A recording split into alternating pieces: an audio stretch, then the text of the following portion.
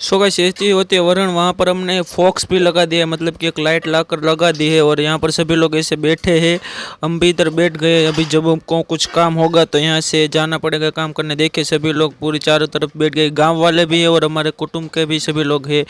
तो देखिए आप लोग, ये मेरे भाई है। तो यहाँ पर ऐसे होती है वरण।